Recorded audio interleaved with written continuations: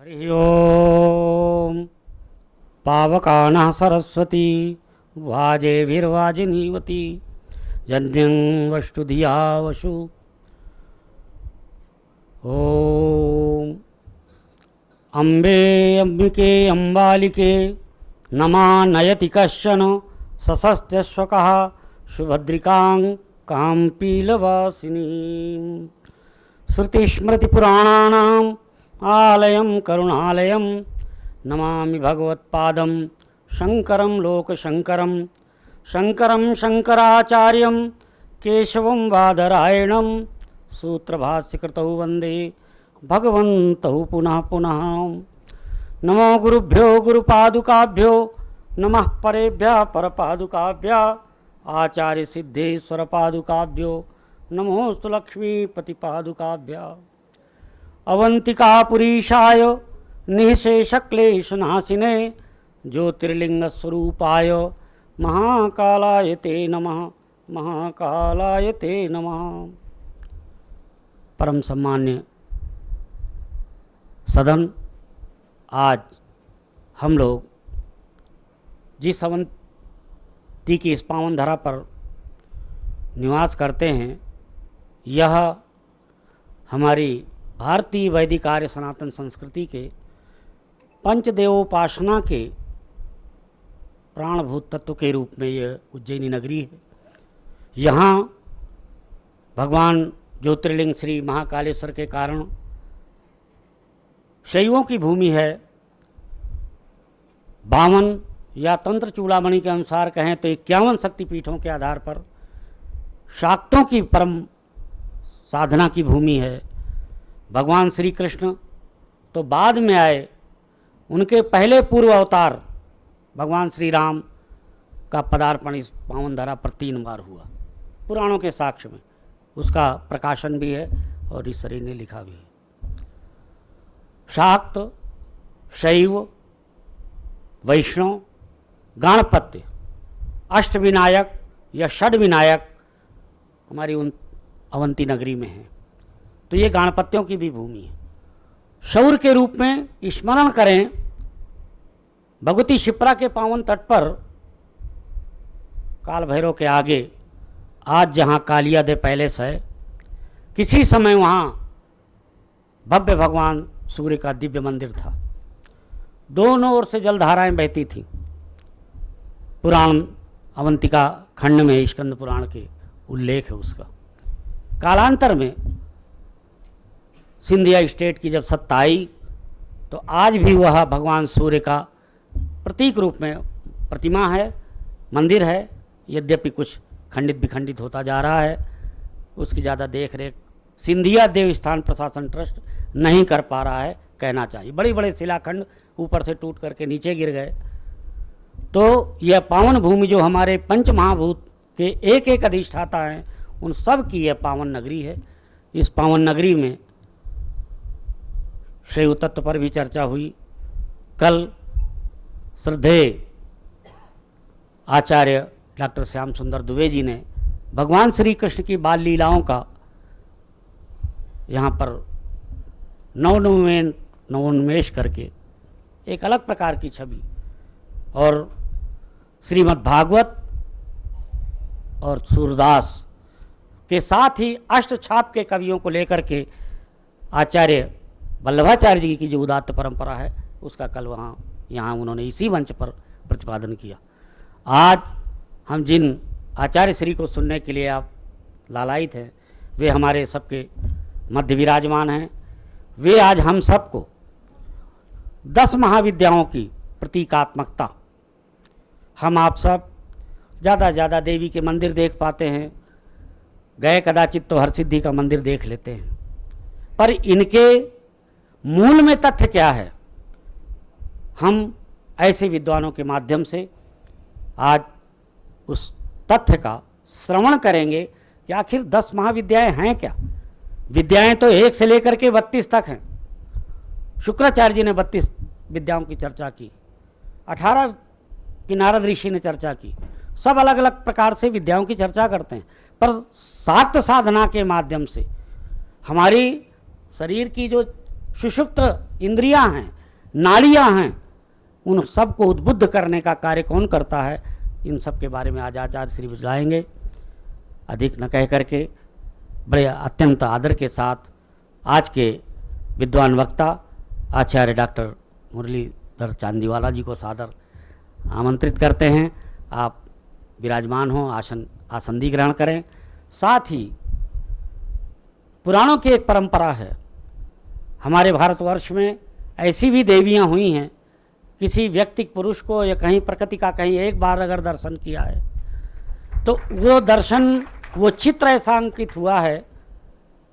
ऐसी विदुषी डॉक्टर रीतम उपाध्याय जी आज की इस कार्यक्रम की अध्यक्षता करेंगी। उनसे विनम्र निवेदन है कि वे आसंदी को ग्रहण करें। हमारे दोनों अतिथि महान भाव सर्वप्रथम भगवती वाग्देवी की सपर्या करेंगे।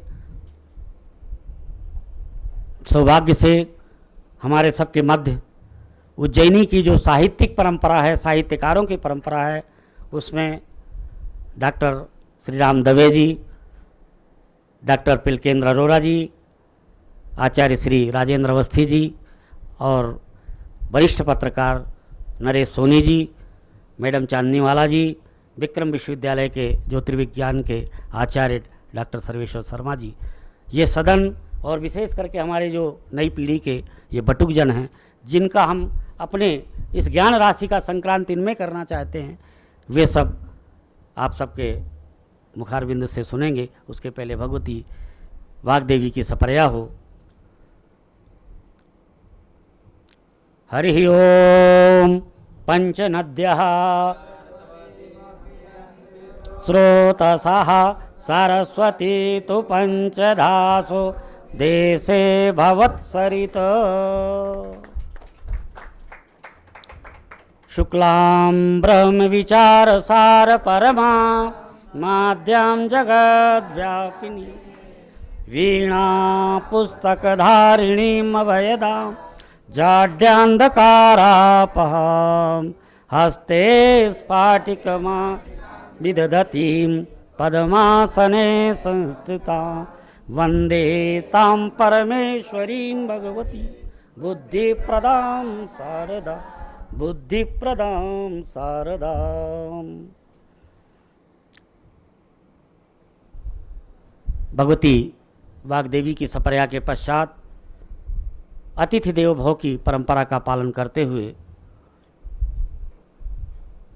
इस त्रिवेणी कला एवं पुरातत्व संग्रहालय की ओर से, मध्य प्रदेश शासन संस्कृति विभाग की ओर से हमारे दोनों अतिथि महानुभावों का सभाजन किया जाएगा।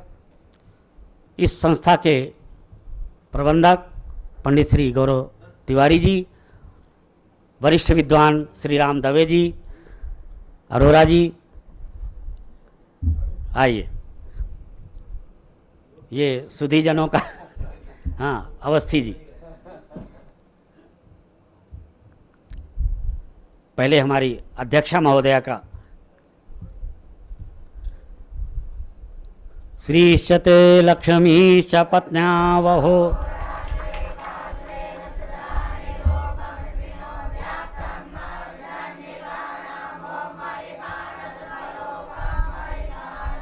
हाँ, आज के विद्वान वक्ता आचार्य चांदनीवाला जी का अंगवस्त्रम श्री फल से सम्मान करते हुए ब्रह्मज्ञानं प्रथमं पुरुस्ताद्विषे माता सुरुचो वेन आवाह सबुधन्या उपमा अस्य विष्ठाः सतस्य योनिम सतस्य विवाह। इन दोनों आचार्यों का, विद्वान महानुभावों का, विदुषी रीतम उपाध्याय, हमारे विद्यार्थी नित्य आपका त्रिकाल संध्या में उच्चारण करते हैं। ऋतं च सत्यं चाभिधात तपसोध जायत ततो रात्रि जायत तथा समुद्रो वर्णवा समुद्रादर्णवादि संवत्सरो अजायत अहोरात्राणि विदधत विश्वस्य मुक्तोऽसि सूर्या चंद्रमसौ धाता यथा पूर्वम कल्पयत्। भारतीय वैदिक संस्कृति में जिसकी आचार्य श्री व्याख्या करेंगे, वहाँ रीत की महती परंपरा है। सत्य से भी अधिक रीत को महत्व दिया गया है। और श्रीमद् भागवत में भगवान वेद व्यास ने उसी तत्व का मुक्त कंठ से स्तुतिगान किया है, रीत तत्व की। आज के आप सबके, विशेष करके हमारे इन विद्यार्थियों के, क्योंकि जो सुधीजन हैं वे सभी आपसे चिरपरिचित हैं। आप उज्जैनी के, ये हमारे लिए गौरव की बात है। और संप्रति आप रतलाम में निवास करते हैं, आचार्य चांदनीवाला जी। सर्वप्रथम अध्यक्षा महोदया का परिचय। आपका जन्म हम लोग जैसा कुछ संक्षिप्त रूप से जान पाए हैं,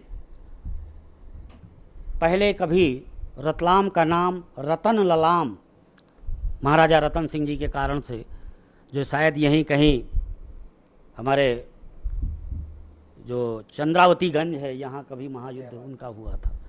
तो ऐसा बड़ा दिव्य इतिहास। और एक इतिहास का पक्ष और महाराजा रतन ललाम जी का, कि उनके यहाँ ज्योतिष के आचार्य बैठे हैं, अभी भी महादेव पाठक का जो ग्रंथ है वो सारी परंपरा वो रतलाम की परंपरा।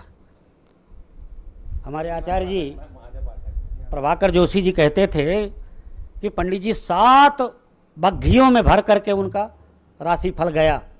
महाराज ने हाथ जोड़ लिए उनके, पंडित जी के, महादेव पाठक जी के, कि पंडित जी मैं युद्ध करूं या आपका ये सुनूं बैठ करके राशिफल। बोले आप बस जितने क्षण में जितनी जल्दी बता सकें। तो उन्होंने एक पन्ना पलटा और बता दिया कि आपका विजयश्री मिलेगी। वह ग्रंथ बृहद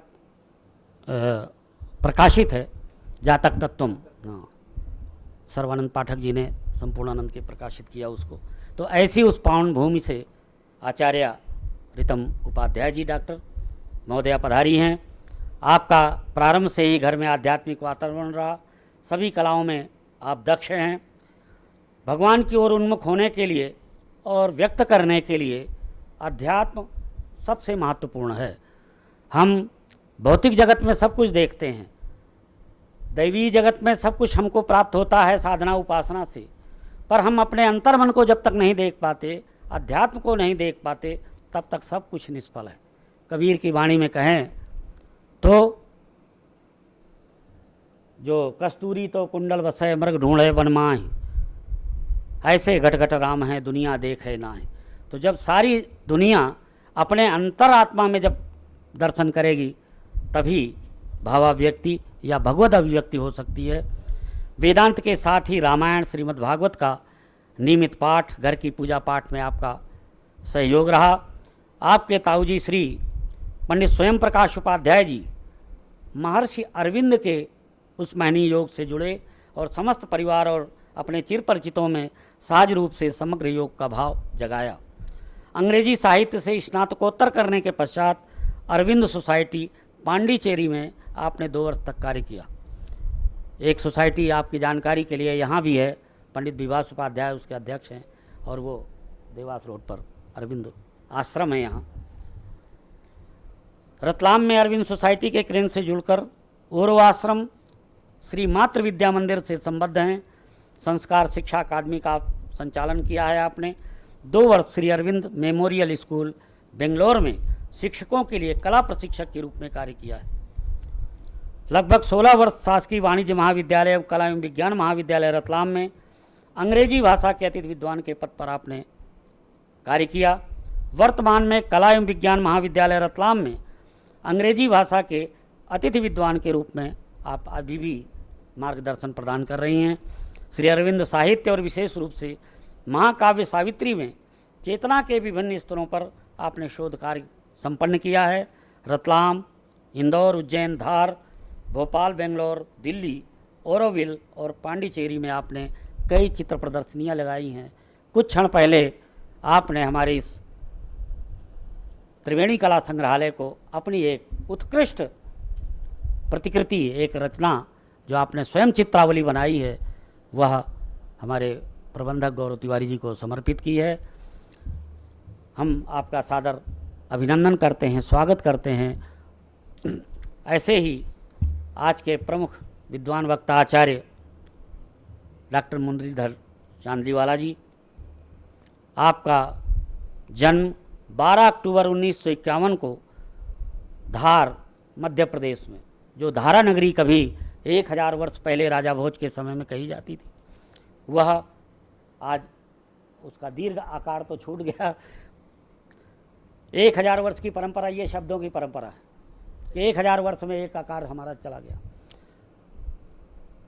सदा धारा निराधारा निरालंबा सरस्वती, इस प्रकार से जो जिस धारा नगरी का, और वो एक राजनीतिक कूटनीतिक प्रयास था महाराज भोज का। नहीं तो जो व्यक्ति 84 ग्रंथ लिखने वाला है, वह उज्जैनी जैसे तीर्थ स्थल को छोड़ करके वहाँ क्यों जाए।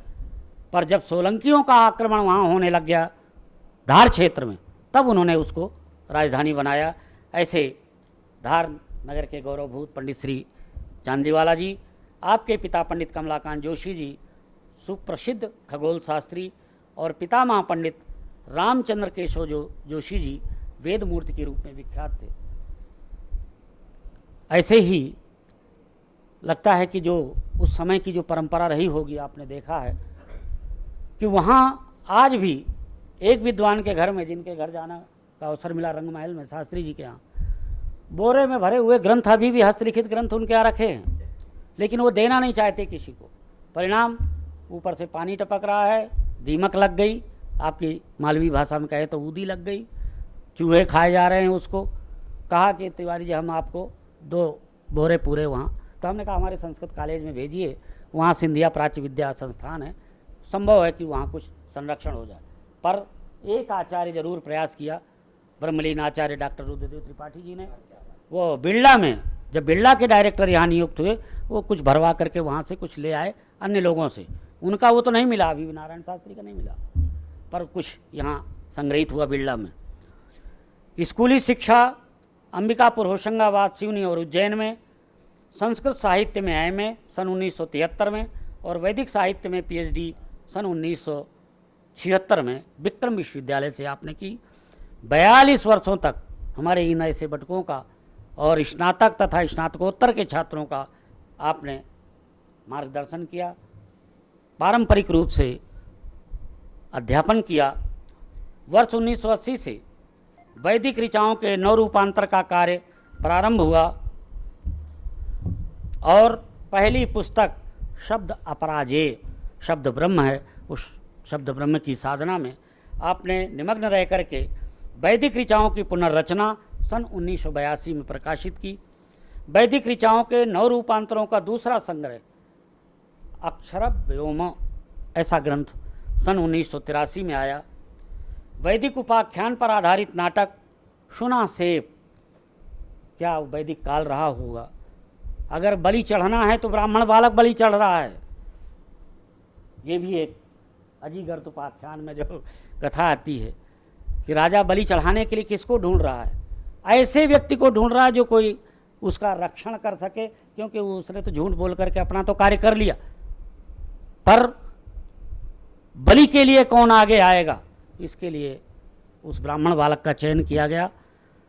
पर बहुत बहुत प्रणम्य है वो बालक कि वो प्रार्थना करता है उन देवताओं से, और उन देवताओं की कृपा से वो बंधन मुक्त हो जाता है।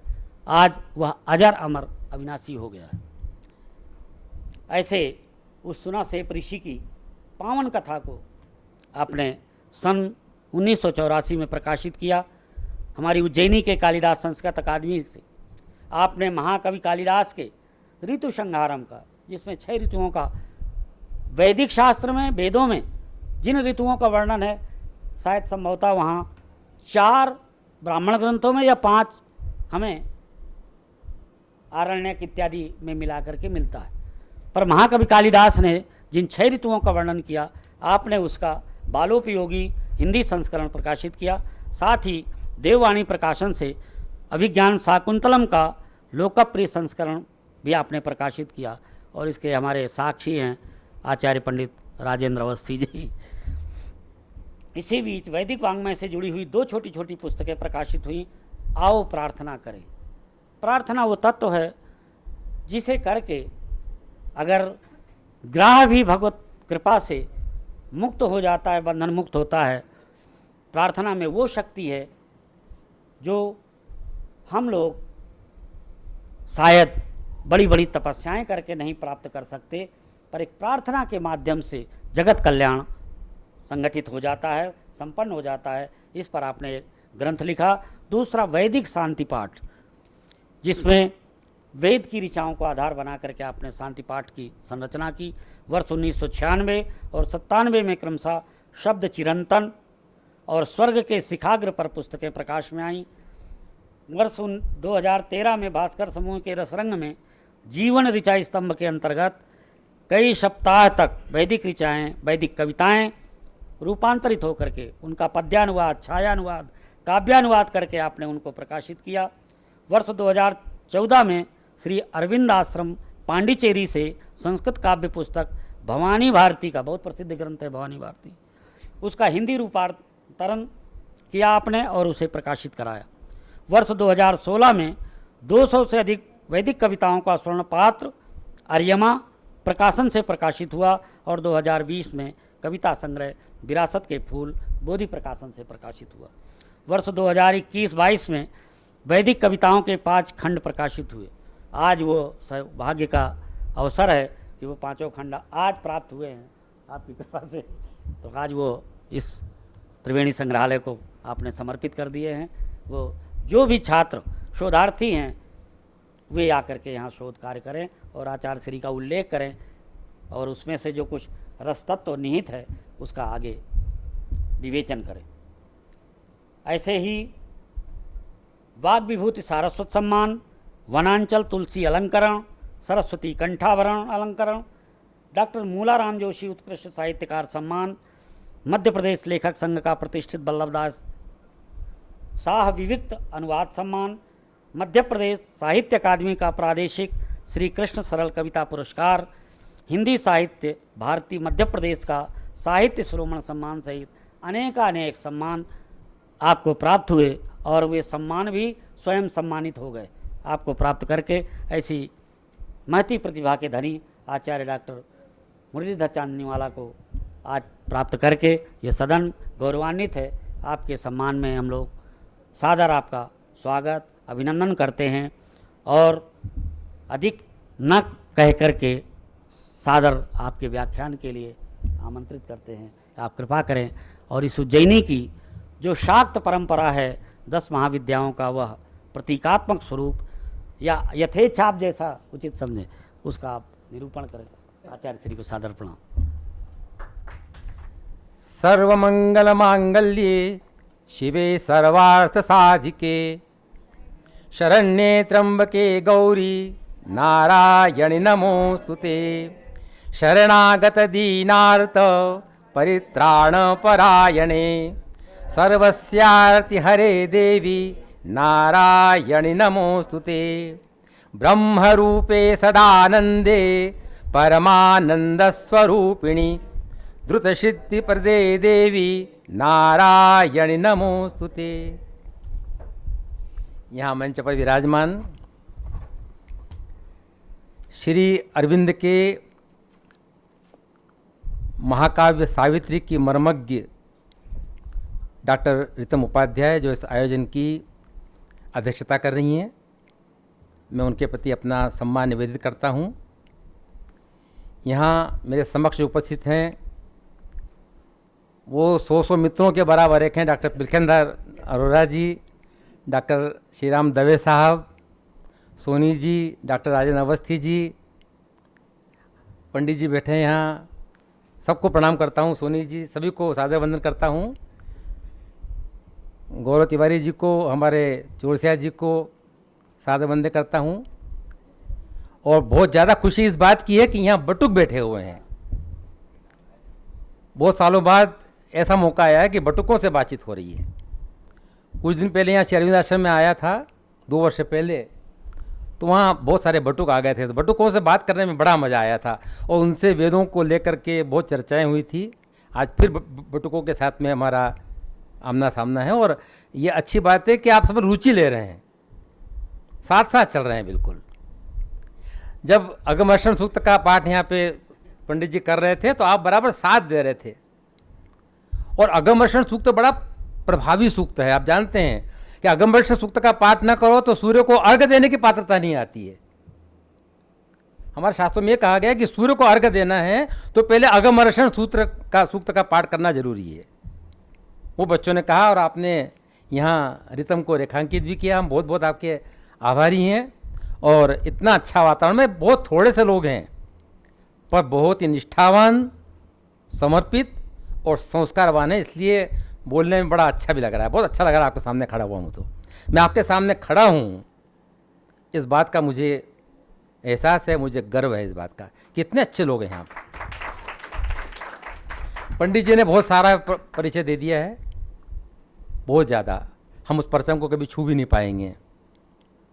और मैं बहुत ज़्यादा विस्तार में इसलिए नहीं जा रहा हूँ क्योंकि आप जितने लोग बैठे हैं ना, आप उज्जैन में निवास करते हैं। उज्जैन में एक तो महाकाल की नगरी है ना, महाकाल की नगरी पूरे विश्व में उज्जैन ही है, महाकाल यहीं स्थित है और कहीं नहीं है। दूसरा, महाकाल की जो सिद्धि है वो कौन है? हर सिद्धि। हर सिद्धि कहते ही उसको इसलिए है, हर की सिद्धि, महाकाल की सिद्धि बहुत पास पास में है दोनों, है ना। शक्तिपीठ है, अभी चर्चा यहाँ पे हुई है। तो जहाँ सिद्धि है, सिद्धपीठ है, तो पूरा उज्जैन सिद्धपीठ है। और ऐसा कहा जाता है कि जो 64 योगिनियाँ हैं उस पूरे उज्जैन के पूरी बस्ती को चारों तरफ से घेरे हुए सुरक्षित है 64 योगिनियाँ। इसलिए आप जितने लोग यहाँ बैठे हुए हैं, उज्जैन के सभी लोग जो है आए हों, आइए सर गोवर्धन जी, प्रणाम करता हूँ। आप जितने लोग हैं, आप सब लोग सिद्ध हैं। क्या हैं? आप सिद्ध हैं। तो सभी सिद्धों को मैं मंच से प्रणाम करता हूं। अब आज का जो विषय है वो बड़ा अलग प्रकार का विषय है। अभी संकेत दे दिया गया कि हम देवी जी के मंदिर में जाते हैं, लक्ष्मी के मंदिर में जाते हैं, हरसिद्धि के मंदिर जाती हैं, जगदम्बा का मंदिर है, कालिका का मंदिर है, सरस्वती का मंदिर है, दुर्गा का मंदिर है, बहुत सारे मंदिर हैं। लेकिन आपने कभी महाविद्याओं के बारे में सुना है क्या? मैं तो बटुकों से बात कर रहा हूँ आपसे, किसी से बटुकों से। आपने महाविद्याओं के बारे में सुना है पहले कभी क्या? सुना है। कितनी होती है? 10 होती है। तो नाम भी मालूम होंगे? 10 महाविद्याओं के नाम मालूम है? अच्छा, कोई बात नहीं, अपन वही चर्चा करने वाले हैं। मैं बहुत ज़्यादा विद्वत्तापूर्ण बात नहीं करूँगा आपसे, बहुत सीधे सीधे बात करूँगा, ठीक है ना, बिल्कुल सीधे सीधे, ताकि आज जो चर्चा हो वो आपको याद रहे और आप जब बड़े पंडित बन जाएं, विद्वान बन जाएं, क्योंकि सब विद्वान बनने वाले हैं, सिद्ध हैं, तो आप तो बहुत चरम शिखर पे पहुंचने वाले हैं। तो आपको कुछ कुछ चीज़ें याद रह जाए, ऐसी मैं चर्चा करूँगा आपके साथ में सरल शब्दों के अंदर, ठीक है ना। अब महाविद्या का अर्थ क्या है, यहाँ से शुरुआत करते हैं अपन, इधर उधर की बात नहीं करते अपन। महाविद्या क्या है? महाविद्या मतलब supreme knowledge, supreme knowledge, supreme power, जिसके ऊपर कुछ भी नहीं, ठीक है ना। ये जो आप देखते हैं ना, पूरा हमारा संसार देखते हैं, ब्रह्मांड देखते हैं, ब्रह्मांड का आकार ऐसा गोल है पूरा, और ब्रह्मांड के बिल्कुल बीचों बीच एक आदित्य मंडल है, जिसको हम कहते हैं द्युलोक कहते हैं अपन। अब तो यहाँ पृथ्वी पे से बैठे हुए लगता है कि द्युलोक ऊपर है, लेकिन अगर ब्रह्मांड की स्थिति देखें तो ब्रह्मांड के बिल्कुल बीचों बीच आदित्य मंडल है, जिसमें 12 आदित्य हैं।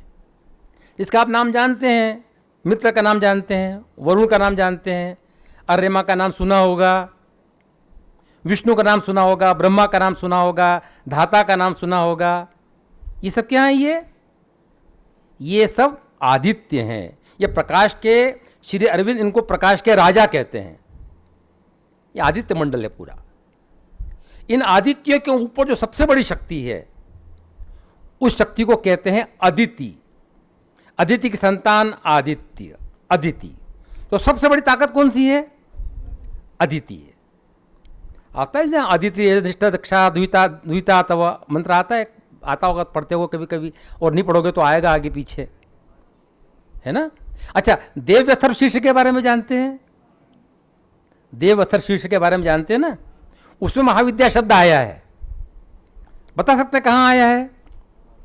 बहुत आखिरी में आता है वहां पे, तामो योनि कमला वज्रपाणिर गुहा हसा मातृशाब्द मिंद्रह पुनर्गुहा सकला माययाच पुरुचैषा विश्वमातादि विद्योम।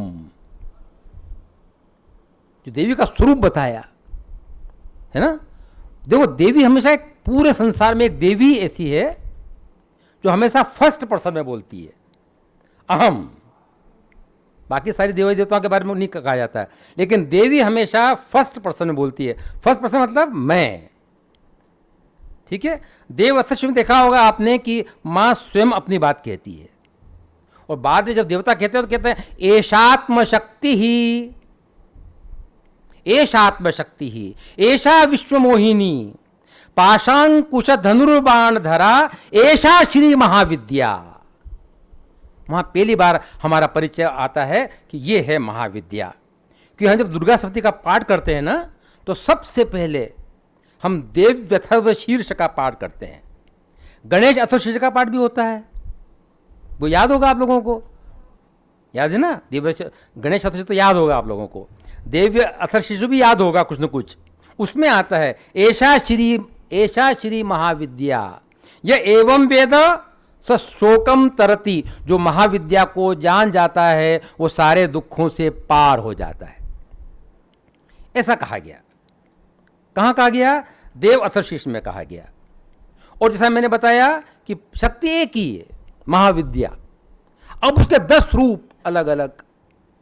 ये 10 रूप किसने बनाए? किसने बनाया? आपने, हमने बनाया क्या? फिर किसने बनाए होंगे? तो आप देखा होगा कि हमारे 10 दिशाएं हैं। कितनी दिशाएं हैं? 10 दिशाएं हैं। आपने कभी देखा होगा, आप दिग्न्यास करते हैं, दिग्न्यास करते हैं ना? हाँ, क्या करते हैं उसमें? प्राच्यै नमः, फिर दक्षिणायै नमः, आग्नेयै नमः, नैऋत्यै नमः, वायव्यै नमः, भूम्यै नमः, ऊर्ध्वायै नमः, बोलते हैं ना।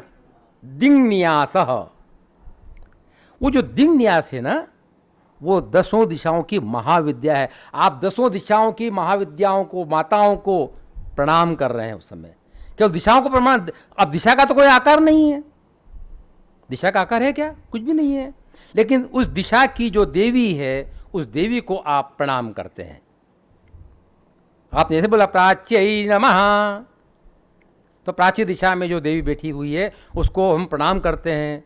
तो 10 दिशाएं हैं, 10 दिशाओं की एक एक साम्राज्य देवी है, अधीश्वरी है उसकी, ठीक है ना? उसको कहा गया महाविद्या। अब उनके कुल नाम है, उस पर हम चर्चा करेंगे, बहुत संक्षेप में आपसे बातचीत कर रहा हूं मैं, ठीक है ना?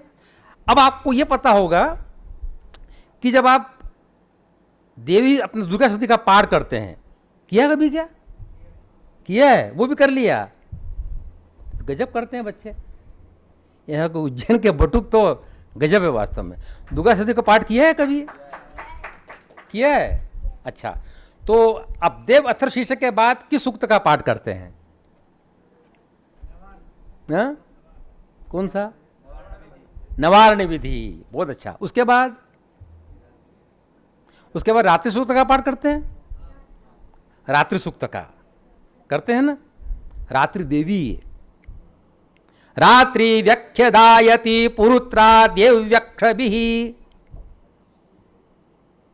याद आ रहा है कुछ कुछ? क्या? रात्रि व्यख्यदायति पुरुत्रा देव्यक्षभिः। उसमें वर्णन किया गया, रात जो है ना, ये आकाश के नक्षत्रों की आंखों से रात्रि हम सबको देख रही है। और कहता है जो रात्रि का मन, वेदों में, अरोड़ा साहब, वेदों में जो रात्रि है वो अंधकार की देवी तो है, लेकिन नकारात्मक नहीं है, पॉजिटिव है। ज्योतिषा बाधते तमः, वो अपने ज्योतिष से, अपने प्रकाश से सारी बाधाओं को, सारे अंधकार को, सारे अज्ञान का नाश कर देती है रात्रि। यही है ना, आता ना, रात्रि व्यख्यदायति पुरुत्रा देव्यक्षभिः विश्वा अधिश्रियोधित ओर्वप्रा अमर्त्या निवतो देवविद्वतः ज्योतिषा बाधते तमः। तो जब आप दिमाग में रखना, जब कि मैं आप आगे आऊँगा 10 देवियों के बारे में जब चर्चा करूँगा, तो वहाँ इस रात्रि सूक्त की भी चर्चा होगी। वो ज़्यादा लंबा भाषण नहीं दूंगा मैं, अभी से बता देता हूँ, सरल सरल। अब जब पूरा दुर्गा सप्तशती का पाठ हो, कितने चरित्र होते हैं देवी के? वाह, क्या बात है, 3 चरित्र होते हैं, महाकाली, महालक्ष्मी, महासरस्वती। बहुत बढ़िया। आपको तो कुछ, आपको बोलना चाहिए मेरी जगह आकर के। अच्छा, महाकाली का बीज कौन सा है? बीज मंत्र कौन सा है? ऐम। आपने ऐम बोला मतलब कि महाकाली साक्षात हो गई, ऐम, ठीक है ना। और रीम बोला तो महालक्ष्मी, और क्लीम बोला तो महासरस्वती। ये 3 चरित्र हैं। ये क्रमशः ऋग्वेद, यजुर्वेद, सामवेद से जुड़े हुए हैं। एक के ऋषि ब्रह्मा है, एक के विष्णु हैं, एक के रुद्र हैं।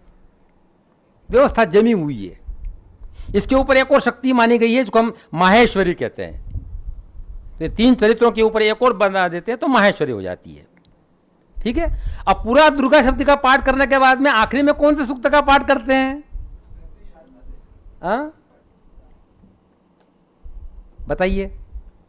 देवी सूक्त का पाठ करते हैं, वाक सूक्त याद आता है। अहम रुद्रेभिर्वसुभिश्चरामि, अहम रुद्रेभिर्वसुभिश्चरामि, अहमादित्यैरुत विश्वदेवैः, अहम अश्विनोभा। नहीं आया अभी तक, अब आएगा।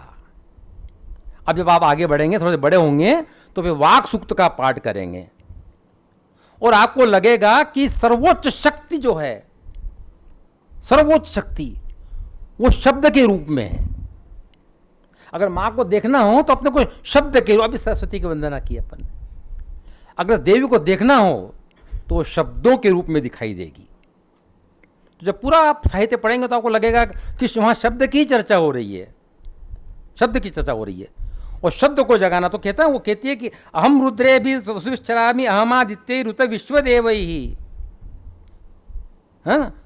अहम रुद्राय धनुरा तनोमि, यम कामये तम तमुग्रम करोमि, तम ब्रह्मांडम तम ऋषिम तम सुमेधाम। कौन कह रहा है? ये देवी कह रही है कि मैं जिसे चाहूं उसे ऋषि बना दूं, जिसे चाहूं उसे विद्वान बना दूं। कौन कह रही है? वाक शक्ति, वाणी रूपी शक्ति कह रही है।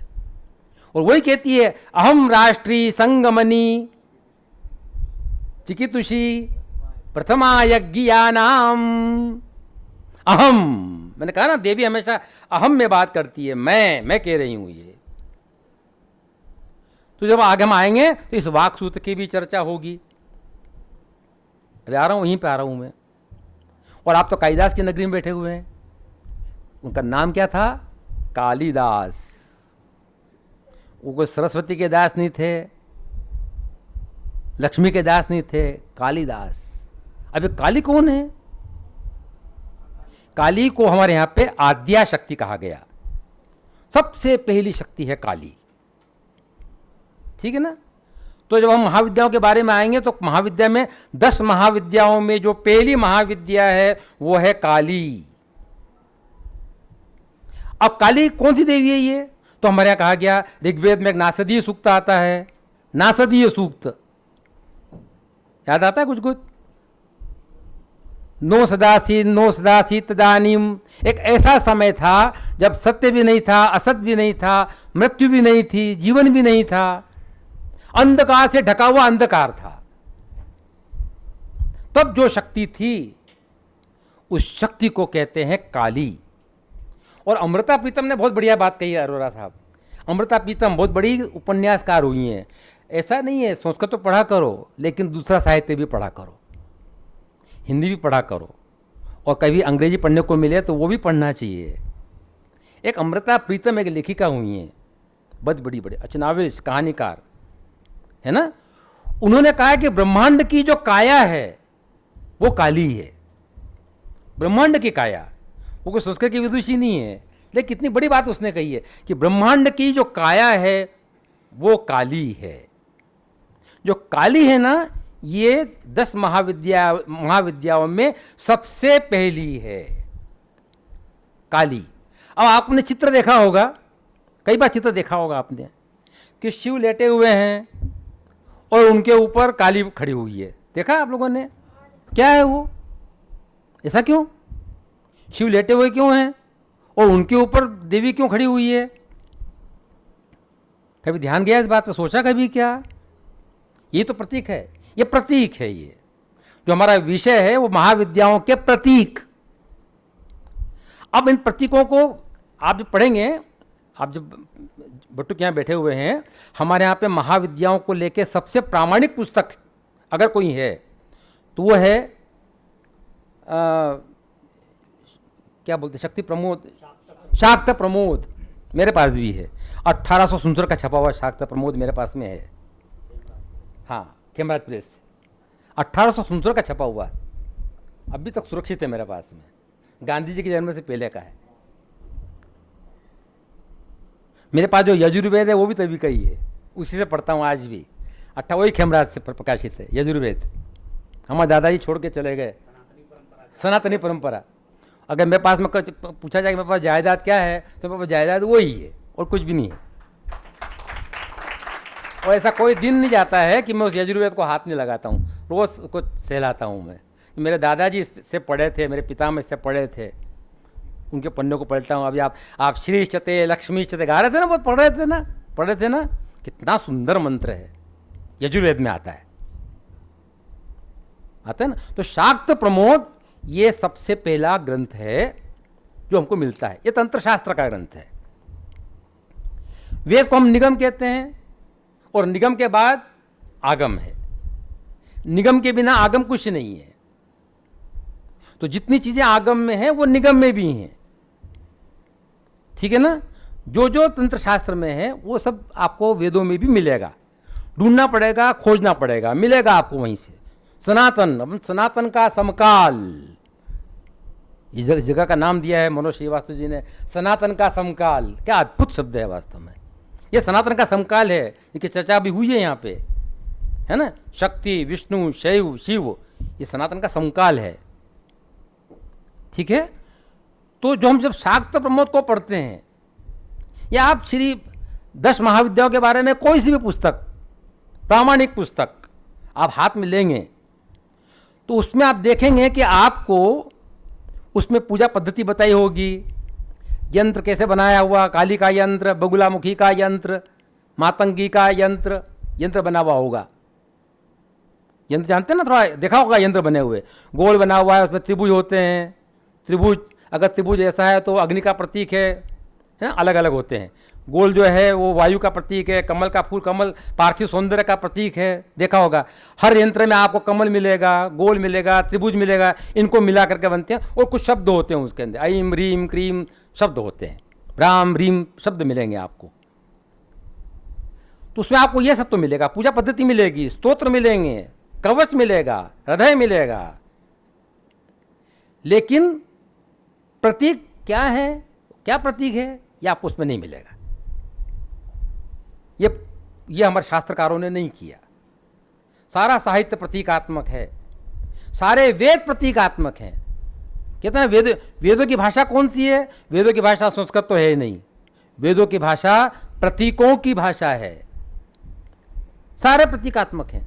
अग्नि भी किसी न किसी का प्रतीक है, अग्नि भी प्रतीक है, गौ भी प्रतीक है, अश्व भी प्रतीक है, पर्जन्य भी प्रतीक है, सब प्रतीक। और तंत्र में भी सारे प्रतीक हैं। अब प्रतीकों को खोलने की चाबी वो हमको दे करके नहीं गए हैं, इसकी चाबी आपके पास में है। वो चाबी है साधना। आप साधना करेंगे, अर्थ खुलते चले जाएंगे। चाबी आपको आपके पास में, इसलिए चाबी दी नहीं उन्होंने। अपने अपने तरीके से बगलामुखी को देखना, अपने अपने हिसाब से मातंगी को देखो, अपने हिसाब से काली को देखो। सनातन धर्म में छूट है इस बात की, और किसी धर्म में नहीं है। इसमें छूट है कि आप कैसे देखते हैं, आपका अपना विजन क्या है, आपकी अपनी दृष्टि क्या है। आप जैसा देखेंगे वैसा दिखने लगेगा आपको। इसलिए देवियों के हजारों स्वरूप हैं। आप पढ़ो, दया रूपेण संस्थिता, तृष्णा रूपेण संस्थिता, कितने सारे नाम हैं, कितनी भाववाचक संज्ञाएं उसके अंदर, दिल दौड़ते चले जाते हैं। आपने जैसे देखा देवी को, वो देवी वैसी है। रामकृष्ण परमहंस ने जैसा देखा देवी को, है ना, श्री अरविंद ने जैसा देखा वो वैसा दिखाई देगा। आपके ऊपर निर्भर, चाबी आपके पास में है। अब इसे बगलामुखी का नाम सुना, सबने सुना। क्या है बगलामुखी? बगला माता जी तो है। बगलामुखी का अर्थ क्या है? बगल में मुंह देख, बगल में झांकने वाली नहीं। अब आपको एक बात बता देता हूँ, याद रखना अच्छे। मैं छोटी छोटी बात बता रहा हूँ, बड़ी बात बिल्कुल भी नहीं कर रहा हूँ, छोटी छोटी बातें, ताकि आपके दिमाग में यहाँ बैठ जाए। वो बगलामुखी नहीं है, वो वल्गामुखी है। क्या है? भले ही शास्त्रों में बगलामुखी लिखा हुआ मिलेगा, लेकिन आप कह देना कि एक आचार्य जी आए थे, उन्होंने बताया बगलामुखी नहीं है, ये वल्गामुखी है। वल्गा किसको कहते हैं? वल्गा कर जानते हैं? वल्गा, वल्गा मतलब लगाम। घोड़े की लगाम होती है ना, घोड़े को कस कर रखते हैं तो घोड़ा आगे नहीं जा सकता। अगर घोड़े बैठे हुए हैं और घोड़े के लगाम को आपने खींच लिया तो घोड़ा आगे नहीं बढ़ पाएगा। तो वल्गा का अर्थ होता है लगाम। बगलामुखी का एक बहुत बड़ा मंदिर है दतिया में। दतिया में 10 महाविद्याओं में से 7 महाविद्याओं के मंदिर केवल दतिया में है। मध्य प्रदेश का सबसे छोटा जिला। पीताम्बरा पीठ है वहाँ पर, और वहाँ बड़े बड़े नेताओं का आना जाना लगा रहता है। चुनाव के समय सारे लोग वहाँ जाते हैं। और उनका ये देखिए बगलामुखी क्या करेगी कि शत्रु की वल्गा को कस कर रखेगी। लेकिन ऐसा है नहीं। वल्गा का अर्थ होता है, आप कभी वल्गा का बगलामुखी का चित्र आप ध्यान से देखना जा करके। अब देखना मेरी बात करने के बाद बगलामुखी का चित्र देखना। शाश्वत चित्र हैं ये, सदियों से चले आ रहे हैं। कितना भी रंग बिरंगा बना दे, कोई भी बना दे, कैसा ही बना दे, बनाएगा वैसा का वैसा ही। बगलामुखी कैसी हैं? बगलामुखी बैठी हुई हैं, उनके एक हाथ में गदा है और एक हाथ से उन्होंने शत्रु की, राक्षस की जीवान पकड़ रखी है। यह दृश्य है, ठीक है ना? किसकी जीवान पकड़ रखी है? शत्रु की जीवान पकड़ रखी है। शत्रु बैठा हुआ है नीचे, उसकी जीवान पकड़ रखी है और एक हाथ में उसका गदा है। इसका अर्थ क्या हुआ? इसका अर्थ ये नहीं हुआ कि बगलामुखी जो वल्गामुखी है वो आपके शत्रु की जबान पकड़ कर रखेगी। वो आपकी जबान पकड़ करके रखने वाली है। आपको कोई गलत बात नहीं बोली। जो आप देखते हैं ना, अभी अखबारों में आता है उसने ऐसा कह दिया, मुंह पे लगाया भी नहीं है। आप शत्रु की जबान पकड़ने जा रहे हो, अपनी जबान। वल्गा देवी का बगला देवी का जो सही भक्त होगा ना, वो कभी भी गलत नहीं बोलेगा। जबान उसकी देवी ने पकड़ रखी है, और अगर जरा सा बोला तो गदा हाथ में है। ये प्रतीक है। प्रतीक समझते हो ना? ये प्रतीक है, ऐसा समझना है। तो बगलामुखी से आराधना करोगे तो बगलामुखी से किसी दूसरे को कष्ट नहीं पहुंचाएगी। जो भी लाभ हानि पहुंचनी है मेरे को पहुंचने वाली है। वो याद समझ आया ना? ये अब याद रखना, वल्गामुखी के बारे में दिमाग में बैठा करके रख लेना। अच्छा, और ये जितने देवी देवताओं के हाथ में आप देखते हैं मुद्ग है और फरसा है और क्या क्या चीज़ें होती है, हाथ में त्रिशूल है, देखते हो ना, बहुत सारी चीज़ें, बहुत सारे अस्त्र शस्त्र हैं। तो किसके लिए? किसी को मारने के लिए नहीं है। सारे महिषासुर, सारे मधुकैटभ, सारे जितने आतताई हैं, दुष्ट हैं, राक्षस हैं, वो कहीं बाहर नहीं घूम रहे हैं, वो हमारे यहीं पे हैं, यहीं पे हैं। हमारे जो अंत शत्रु, बड़े बाहर के शत्रु नहीं है। मेरा भी यही अनुभव है, आपका भी यही अनुभव होगा कि आपके शत्रु बाहर नहीं है, आपके शत्रु अंदर ही हैं। ईर्ष्या है, द्वेष है, वैमनस्य है, ग्लानि है, डिप्रेशन है, बहुत सारी चीज़ें हैं। इन सब पे घात लगा के बैठने वाली वो है जिसकी आप आराधना करते हैं, देवी की आराधना करते हैं। ये सब उनके लिए है, दूसरों के लिए नहीं है, बिल्कुल भी नहीं है। हम दुर्गा सप्तमी का पाठ करते हैं तो क्यों करते हैं? अपने भीतर शक्ति को प्रभावित करने के लिए, कि मेरे अणु अणु में शक्ति प्रभावित हो जाए। और प्रभावित तभी होगी जब हमारा एक एक अंग माता के प्रति समर्पित होगा, क्योंकि माँ कभी असत्य का साथ नहीं देती है। जो झूठे हैं, बदमाश हैं, गलत काम कर रहे हैं, चोरी कर रहे हैं, रिश्वत ले रहे हैं, वो माँ उनका साथ नहीं देगी। और कहते कि माँ ने साथ दिया, भले टीका लगा ले, माँ से कर दे, माँ ने ऐसा किया, माँ ने आज इतना काला धन दिया मेरे को। माँ कभी काला धन नहीं देती किसी को। काला धन उपजने में माँ कभी किसी की सहायता नहीं करती है।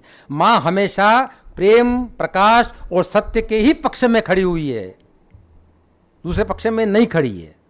अगर आप सच्चे हैं, माँ हमेशा आपके साथ में है। गलत काम करोगे, माँ आपका साथ नहीं देगी। प्रायश्चित कर लोगे, माफ भी कर देगी, दयालु भी है। ऐसी एक देवी आती है छिन्नमस्ता देवी। देखो नाम जो है 10 देवी के, काली, तारा, महाविद्या, षोडशी, भुवनेश्वरी। काली, तारा, महाविद्या, काली, तारा, षोडशी, भुवनेश्वरी, भैरवी, छिन्न मस्तिका, धूमवती, बगला, है ना, मातंगी और कमला। ये 10 महाविद्याएं हैं। इसलिए बहुत ज़्यादा विस्तार में जाता हूँ, समय कम है, लेकिन थोड़े थोड़े मैं आपसे बात कर रहा हूँ मैं आपसे। एक देवी है छिन्नमस्ता। अब छिन्नमस्तिका का कभी चित्र देखा कभी क्या? नहीं। अब उसकी कहानी ये है कि देवी जा रही थी, उसके साथ में उनकी 2 सखियां थी, जया और विजया। ठीक है ना, जया विजया। अब जया विजया को भूख लगी, उन्होंने कहा कि माँ भूख लग रही है। अब भूख लग रही है तो क्या करें, वहाँ कुछ था नहीं। तो देवी ने क्या किया, देवी ने अपना सिर काटा और सिर काट के अपने हाथ में रख लिया, ऐसे हाथ में। तो बचा क्या, केवल कबंध मात्र बचा। मुंह हाथ, मुंडी हाथ में है देवी की मुंडी हाथ में, और 3 धाराएं निकल रही हैं। एक धारा जा रही है जया के मुंह में खून की, देवी है ना, खून पी रही है, और एक जा रही है विजया के मुंह में, और तीसरी धारा जो थी वो जा रही है खुद के उस मुंह में, उस जो मुंडी रखी हुई है, खोपड़ी रखी हुई है, उसके मुंह में जा रही है। अब ये चीज़ है, इस चित्र आपको ये मिलेगा, छिन्न मस्तिका। छिन्न मस्तिका का जिसका मस्तक छिन्न कर दिया गया है। अब आप आपका प्रतीक देखो, ये क्या है, क्या आखिर ऐसा कैसे हो सकता है?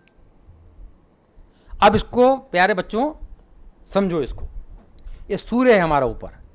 आपने देखा होगा कि जब गंगा नदी धरती पे आई तो उसको माथे पे किसने झेला? शिव ने। क्यों? क्योंकि गंगा नदी सीधे सीधे धरती पे नहीं उतर सकती थी, है ना। अगर सीधे सीधे धरती पे उतर आ जाती तो क्या होता, धरती में बहुत बड़ा गड्ढा हो जाता, धरती पृथ्वी नष्ट हो जाती है। इतना पावर था गंगा नदी में, भगीरथी में। तो भगीरथ उसको अपने प्रयास से उसको लाया और शिव ने अपने मस्तक पे झेला उसको, है ना, यहाँ मालूम है ना। अब आप कल्पना करिए कि सूरज की किरणें अगर सीधे सीधे धरती पे आ जाएं, सीधे सीधे धरती पे आ जाएं, आप कल्पना करेंगे अपन कोई भी नहीं बचेंगे। सूरज की किरणें सीधे सीधे धरती पर नहीं आती हैं। तो हमारे ऋषियों ने पता लगाया, हमारे जो ऋषि जो थे वो बड़े वैज्ञानिक थे, साइंटिस्ट थे, खोज करते रहते थे अपने आश्रम में। वशिष्ठ ऋषि का आश्रम, विश्वामित्र का आश्रम, कण्व ऋषि का आश्रम, ये अपने आप में बड़े बड़े विश्वविद्यालय थे। विश्वविद्यालय जैसे नहीं, विश्वविद्यालय थे। विक्रम विश्वविद्यालय से कई गुना बड़े विश्वविद्यालय। इन विश्वविद्यालयों में एक विश्वविद्यालय के कुलपति दूसरे विश्वविद्यालय में जाते थे, उस विश्वविद्यालय के कुलपति इस विश्वविद्यालय में आते थे, चर्चाएं होती थी, ज्ञान होता था, खोज करते थे। उन्होंने पता लगाया कि संसार में, ब्रह्मांड में निरंतर यज्ञ चल रहा है, निरंतर यज्ञ चल रहा है, और निरंतर सोम की आहुतियां दी जा रही हैं। वेद में वर्णन आता है, पवित्रम ते विततम, एक छन्ना लगा हुआ है। सूर्य की किरणें आती हैं तो एक बहुत बड़ा छन्ना है, जिसको हम सोम कहते हैं ना। सोम का रस, सोम के बारे में पढ़ा होगा, तो सोम कुछ भी नहीं है, वो जो सूरज की किरणें हैं वो जो छन करके आती हैं तो वनस्पतियों में जाती है, पेड़ पौधों में जाती है, फलों में जाती है। आम का फल बड़ा मीठा लगता है, आम में वो मिठास कहाँ से आई है, वो वहाँ से आई है। तो सूर्य किरणें आम में जाती है, जामुन में जाती है, अंगूर में जाती है, दूध में जाती है, पानी में जाती है, हम में भी आती है। जीव जंतु में जितनी 84 लाख योनियाँ हैं, उन योनियों में भी वो प्रकाश की किरणें जाती हैं। तो वो जो प्रकाश की किरणें जगह जगह जगह जा रही है, उसको कहा छिन्न मस्तक। तो हमारे यहाँ वेदों में, बाद में तंत्र शास्त्र में भी सूर्य को कबंध के रूप में चित्रित किया गया है। कबंध, आकाश में सूर्य कबंध के रूप में है, केवल कबंध रह गया उसका, केवल उसका जो प्रकाश का जो है वो सबको वितरित कर रहा है। दूसरा अर्थ इसका ये भी है कि माँ केवल बलिदान लेती नहीं है, खुद बलिदान करना भी जानती है। खुद ने बलिदान किया, बच्चों को भूख लग रही है, मेरे साथ वालों को भूख लग रही है, अपना सिर काट करके दे दिया उसने। ये प्रतीक हैं, छोटे छोटे छोटे से अलग अलग प्रतीक हैं। इन प्रतीकों के अर्थ समझना पड़ते हैं। एक हमारे यहाँ पे तारा है, ये काली है ना, काली, काली के बाद फिर नंबर आता है तारा का। तारा का एक ही मंत्र है, ओम। आप लगातार ओम तारा का ध्यान कीजिए और ओम का उच्चारण कीजिए आप, तारा आपको बिल्कुल साक्षात हो जाएगी, ऐसा वेदों में वर्णन है। तारा के बारे में जो बड़ा बड़ा प्रसिद्ध मंत्र है, देखो एक मंत्र आता है, आपने उसका जो मंत्र है उसका देवी का, प्रत्यालीड पदार्पितांग्र शवरत घोराट हासा परा खड़गेन दीवर करति खप्पर भुजा हुंकार बीजोद्भवा खरवा नील विशाल पिंगल जटा जूटैक नागैर्युता जाड्यन्यश्च कपाल केत जगताम हंत्युग्रतारा स्वयं। अब देखा, प्रत्यालीड पदार्पिता, ये शब्द बार बार आता है, प्रत्यालीड पदार्पिता। पता क्या होता है? बायां पैर आगे और दायां पैर पीछे, ये मुद्रा है। किस बात की प्रतीक है ये? एक पांव आगे है, एक पांव पीछे है। किस बात का प्रतीक है? ये गतिशीलता का प्रतीक है, ठीक है ना। एक तो हम स्थिर खड़े हुए हैं और एक पैर अगर हम जाते ऐसे ऐसे बता रहे हैं, मतलब देवी क्या कर रही है? गतिशीलता की प्रतीक है।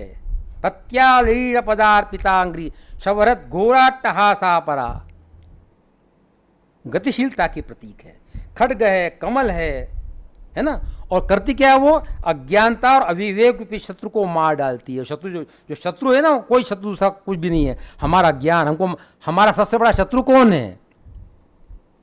हजार प्रसाद द्विवेदी ने बहुत बढ़िया बात कही है कि अज्ञान सर्वत्र पराजित करता है। अगर मुझे कुछ नहीं आता है तो उसी से मुझे हार माननी पड़ेगी। तंत्र का अध्ययन किया, लेकिन तंत्र का अध्ययन किसके लिए किया? 3 प्रकार का होता है, तो सात्विक भी होता है, राजसिक भी होता है, तामसिक भी होता है। हम बहुत सारे तांत्रिकों को जानते हैं जो जादू टोना करते रहते हैं, मूड चलाने वाले। 10 देवियों में 10 महाविद्याओं में एक आती है षोडशी देवी। अब षोडशी मतलब क्या होता है? 16। षोडशी देवी एक ऐसी देवी है जिसमें 16 कलाएं विद्यमान है। जैसे चंद्रमा में होती है, चंद्रमा में 16 कलाएं होती है ना, जैसे षोडशी में 16 कलाएं हैं। और ये देखा जाए तो काली एक देवी एक ही है, काली, उसी के अलग अलग भेद हैं। कोई सौम्य है, कोई उग्र है, कोई कुछ है, कुछ अलग अलग। देवी एक ही है, विद्या तो एक ही है ना, महाविद्या देवी तो एक ही है, उसके रूप अलग अलग अलग अलग। षोडशी। अब इसका संबंध किससे? इसका संबंध ऋग्वेद का जो हमारा बड़ा प्रसिद्ध सूक्त है, हिरण्यगर्भ सूक्त। बोर तो नहीं हो रहे हो? क्यों, मैं तुमसे ही बात कर रहा हूं, ये तो सब विद्वान लोग हैं, जानते हो, समझ रहे हो ना। हिरण्यगर्भ दशम मंडल में आता है, हिरण्यगर्भ सूक्त। हिरण्यगर्भ समवत ताग्रे भूतस्य जातः पतिरेक आसीत, हाँ, सदाधारम पृथिवीम द्यामुते माम कस्मै देवाय हविषा विधेम। वो जो हिरण्यगर्भ की जो शक्ति है, रक्तवर्णा है ना, उसको हमारे यहाँ पे षोडशी कहा गया। हमारे यहाँ पे 3 मंदिर, कामगिरी, पूर्णागिरी और जालंधर पीठ को एक ऐसा त्रिकोण बनता है। 3 बड़े बड़े मंदिर हैं, इसका त्रिकोण बनता है हमारे देश के अंदर। ये प्रशांत हिरण्यगर्भ की शक्ति है, इसमें षोडश कलाएं पूर्ण रूप से विद्यमान हैं। और शंकराचार्य जी ने, जगत गुरु शंकराचार्य जी ने इस देवी को, षोडशी को सिद्ध कर लिया था। और जितने शांकर पीठ हैं हमारे यहाँ पर, उन शांकर पीठों में इसी षोडशी की उपासना होती है। इसी देवी की, इसका आप दुर्गा सप्तमी में आप पाठ भी करते हैं, बालार्क मंडला भासाम चतुर्बाहु तिलोचनम पाशांकुश शरांश चापान धारयंतीम शिवाम भजे, है ना। ये षोडशी देवी है, बहुत सुंदर है, 16 कलाओं की देवी है, श्री विद्या है। और तंत्र शास्त्र में इसको पंचवक्त्रा कहा गया है। 5 मुख हैं इसके। क्या आप चित्र देखेंगे, कभी का चित्र देखेंगे तो बड़ा सुंदर दिखाई देगा। 3 आंखें हैं इसकी, तीनोचना है, वही है पाशांकुश शरांश चापान धारयंतीम शिवाम भजे, ठीक है। ध्यान रखना, षोडशी। फिर छिन्नमस्तिका आपने बताया था आपको मैंने। और एक बहुत बड़ी देवी है भुवनेश्वरी। ये भुवनेश्वरी के बारे में तो बड़ा सुंदर वर्णन, बड़ा सुंदर चित्र भी मैंने कल्याण में देखा था। इतना सुंदर चित्र था दवे साहब कि मैं क्या बताऊं, मजा आ गया था कि भुवनेश्वरी बैठी हुई हैं और 8 महाविद्याएं नीचे बैठी हुई हैं, शेष 9 महाविद्याएं, 9 महाविद्याएं नीचे बैठी हुई हैं और ब्रह्मा विष्णु महेश हाथ जोड़ करके खड़े हुए हैं, गर्दन झुका करके, और वो भुवनेश्वरी सिंहासन के ऊपर बैठी हुई है। वो कहाँ बैठी हुई है? जगह वही बताई गई है जिसको मैंने आपसे कहा था, इसका इशारा किया था, अदिति द्युलोक, वहाँ बैठी हुई है, बीचों बीच बैठी हुई है। और श्लोक बड़ा अच्छा है, नाना सखीभिर दासीभिस् तथा देवांगनादिभिः सर्वाधिभिर देवताभिस्तु समन्तात परिवेष्टिता। ये महानिर्वाण तंत्र के अनुसार संपूर्ण महाविद्याएं भगवती भुवनेश्वरी की सेवा में संलग्न हैं। ये महालक्ष्मी स्वरूपा हैं। और देवी भागवत में वर्णित जो मणिद्वीप है, जिसको द्विलोक में बताया गया है, उस मणिद्वीप की अधिष्ठात्री देवी हैं। यही विश्व माता है, यही मूल प्रकृति है। और काली से जब श्री का स्वरूप बाहर निकल कर आता है, काली में से देवी का स्वरूप फिल्मों में निकल करके आता है ना, एक इमेज में से एक इमेज निकल करके आती है। तो जो काली में से इमेज निकल करके जो इमेज, जो श्री की छवि बाहर निकल करके आती है, उसको भुवनेश्वरी कहा गया। ये विश्वातीत है, परात्पर है, शाकंभरी है, शताक्षी है, 100 आँखें हैं इसकी, सब जगह देख सकती है, कुछ भी छुपा हुआ नहीं है। माता से कुछ छुपा नहीं, माता को सब पता रहता है। ये भुवनेश्वरी हैं। त्रिपुर भैरवी भी है, ज़्यादा चर्चा नहीं करूँगा, बहुत लंबा हो जाएगा। एक धूमावती है, धूमावती के बारे में कहानी ये आती है कि एक बार सती जी को, पार्वती जी को भूख लगी, पार्वती को भूख लगी, तो शिव कुछ कर नहीं पाए, व्यवस्था नहीं कर पाए, तो पार्वती शिव जी को ही निकल गई। एक कहानी ये है, एक प्रतीक है इसमें। एक कहानी ये आती है कि जब सती जब वहाँ गई थी, दक्ष के यज्ञ में गई थी, और जब वहाँ शिव के विरोध के बावजूद वहाँ गई वो, और जब वहाँ सब कुछ देखा उसने, तो उसने अपने आप को जब पूरा दाह कर लिया, तो जो धुआं निकला था, उस धुएं से धुआंवती बनी। अब ये प्रतीक है छोटे छोटे से। पहला प्रतीक में तो सीधा सीधा ये है कि शिव को निगल लिया, मतलब यहाँ ये बताया कि ये शक्ति शिव को भी पूरा पावर देने के में नहीं है, सारा कंट्रोल उसको सर्वोच्च सत्ता मानने को तैयार नहीं, उसको निगल गई। मतलब क्या है? अब देखते ना कि शिव लेटे हुए हैं और दुर्गा खड़ी हुई, देवी खड़ी हुई उसके ऊपर। मतलब क्या हुआ कि जो अचेतन है, जो असत है ना, जो दुर्बलता है, उसको कुचल देना, उसको चबा डालना, उसको दबा देना, उसको, ये शक्ति के पास पावर है, ताकत है उसके पास में। जो शिव लेटे हुए हैं, अगर शक्ति उसके पास में नहीं है तो फिर शव है वो। शक्ति के बिना शिव भी कुछ भी नहीं है, तो शिव को निगल गई वो। यहाँ ये बताया गया कि शक्ति के पास कितना पावर है। और जो धूमावती जो है, ये देवी जो है, ये दुर्गा सप्तशती में एक शब्द आता है बाभ्रवी,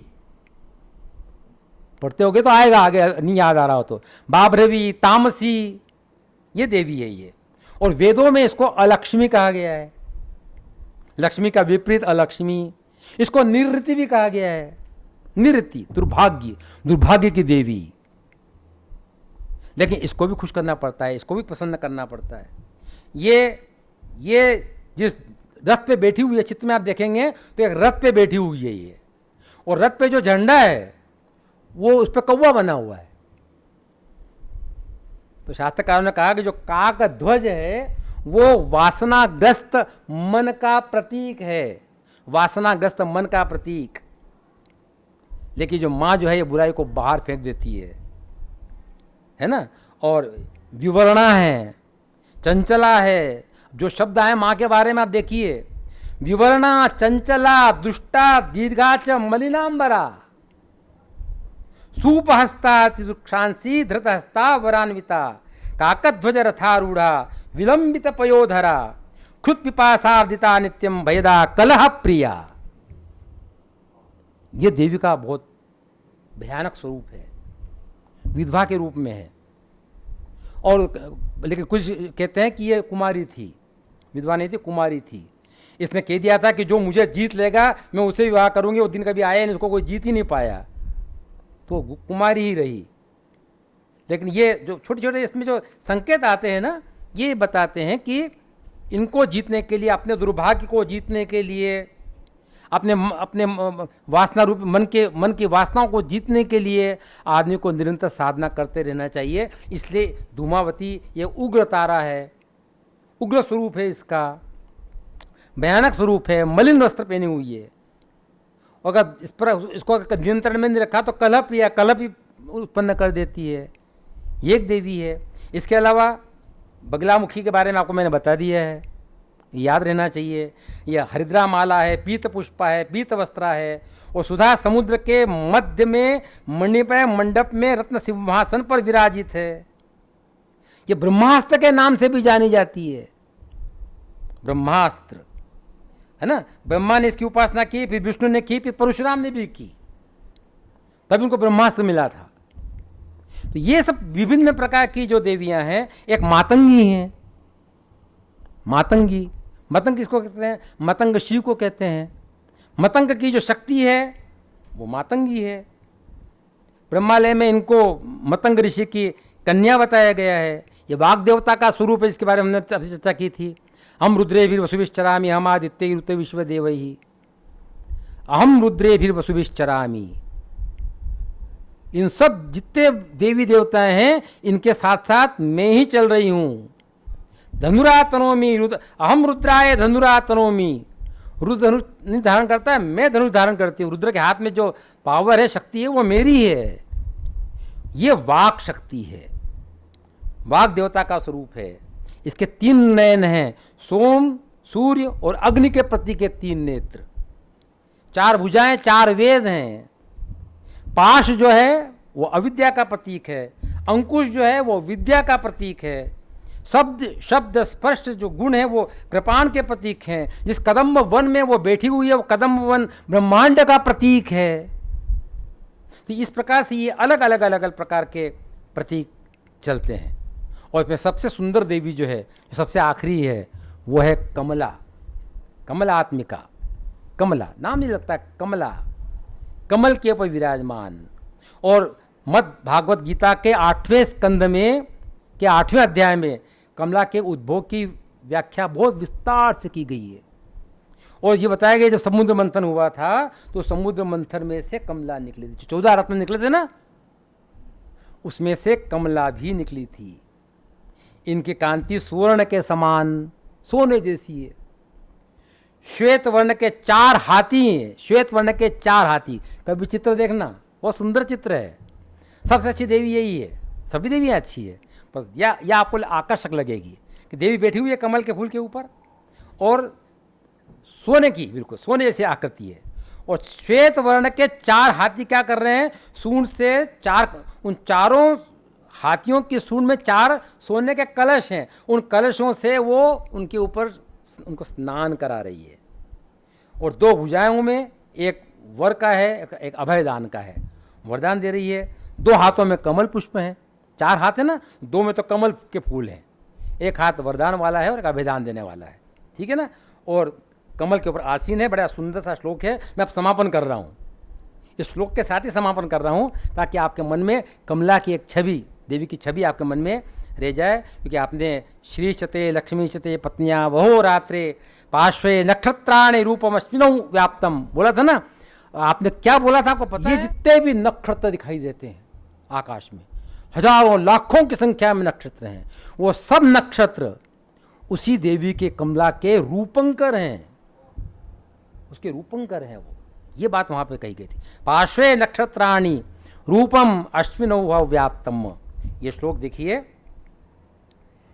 कांत्या कांचन सन्निभाम हिमगिरि प्रख्यैश्चतुर्भिर्गजैः हस्तोत्क्षिप्त हिरण्यमयामृत घटैरासिच्यमानां श्रियं बिभ्राणां वरमब्जयुग्ममभयं हस्तै किरीटोज्ज्वला क्षौमाबद्धनितम्बबिम्बललिता वन्दे रविन्दस्थिताम्। ये कमला का ध्यान है। और एक बात आपको ध्यान रखिए, ये 10 महाविद्याओं के बारे में है। थोड़ी थोड़ी मैंने संकेत केवल टाच देकर के आपको बताने का प्रयास किया है, बहुत विस्तार में मैं नहीं गया हूँ। फिर कभी आगे हम आपसे चर्चा करेंगे।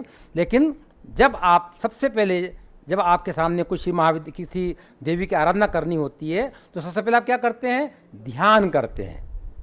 सभी देवी देवता का पहले ध्यान है, ठीक है ना।